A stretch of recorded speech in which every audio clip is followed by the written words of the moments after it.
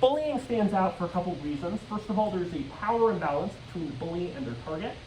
So oftentimes this happens in something like the workplace, employer-employee, or like a parent-child, that type of situation where somebody has greater physical strength, like a bully, and it's repetitive. It's typically targeting somebody multiple times, right? So I just watched the show Sex Education on Netflix, and in the first season, right, there's a character who starts out as this bully where he's targeting another character over and over again, like, pushing them into lockers and that type of thing. Bullying, of course, is a really serious problem and is an ongoing problem. In fact, Stop Bullying, which is kind of government level work addressing bullying in the United States, suggests that at least 16% of students in grades 9 to 12 experience cyberbullying, and that a really large percentage of students experience bullying face-to-face too. There's still ongoing research about COVID-19, but we know that things like cyber and online bullying have definitely increased as more of our interactions moved online.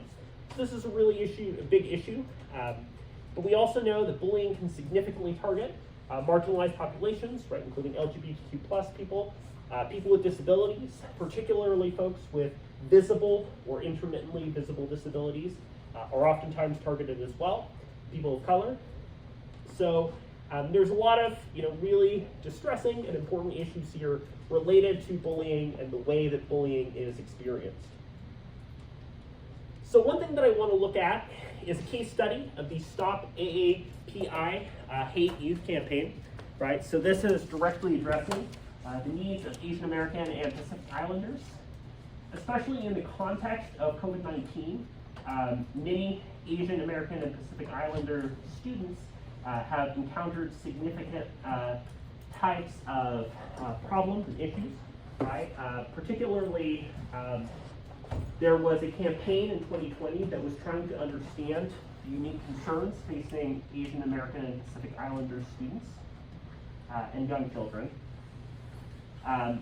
In particular, right, concerns about families, the impacts that that can have on people, particularly blaming, right, Asian American children for things like COVID-19, making jokes about people such as Chinese American students in relationship to COVID-19 and so on.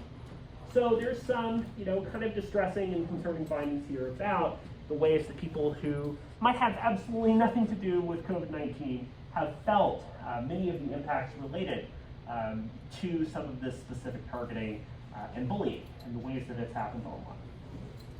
May is Asian Pacific American Heritage Month, a month where we celebrate the history, culture, and traditions of Asians and Pacific Islanders in the U.S. But at a time when the Asian community is fighting increasing harassment and hate, young voices are inspiring others to speak up.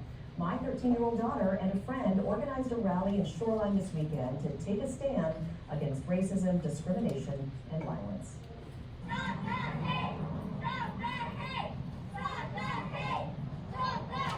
It was really inspiring, and saw the honks and thumbs up people gave.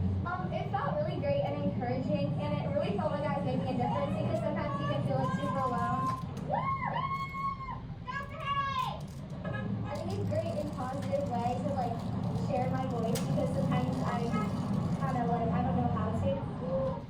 So this example, right, again, is highlighting the unique challenges of cyberbullying that many Asian American Pacific Islander, including Asian American students, have felt in relationship to COVID-19. Another campaign that emerged, right, was I Am Not a Virus, in which AAIP students were sort of sharing that sign to distract themselves, right? So this is an example of not only cyberbullying and the ways that it can impact populations, but also the agentic ways that things such as the youth campaign were attempting to spotlight and address some of the issues related to bullying. So examples such as this one, right, are examples of possible case studies to continue to look into in dealing with some of the impacts and issues related to COVID-19 and its effect on different populations, right? So kind of some last points that I wanted to bring up. So another issue where bullying tends to happen a lot, right, is in the workplace. So if you've ever seen The Office, right, there's this like gag where Dwight's character always has his stapler stuck in like a Jello mold, and it's meant to be funny, but and obviously is fairly well taken. But there are a lot of situations in which people encounter and deal with bullying in the workplace. Some of the ways that people address that are leaving the situation. A collective voice might be something like a petition, a strike, a response in which group members work together to address the issue. Reverse discourse is turning it around and saying, oh, hey, I actually love Jello. Thanks for doing that, right? Reclaiming the narrative. Subversive disobedience would be choosing not to follow along, but doing so in maybe a sneaky or covert way, or directly confronting or addressing bullying as it comes up, right? Bullying is especially a big deal when it comes to things like power imbalances, the role of gender and race, the role of things like microaggressions and smaller scale attacks on somebody's character, and so on.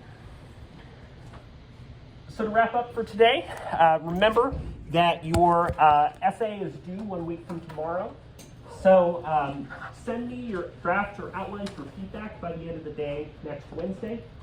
If you're interested in feedback, let me know if you've got questions about your midterm grade or have some additional things you want to go over.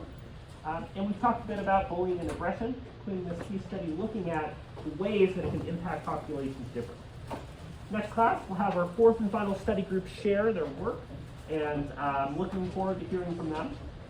So go ahead and pass forward if you haven't typed and turned in your attendance activity for today.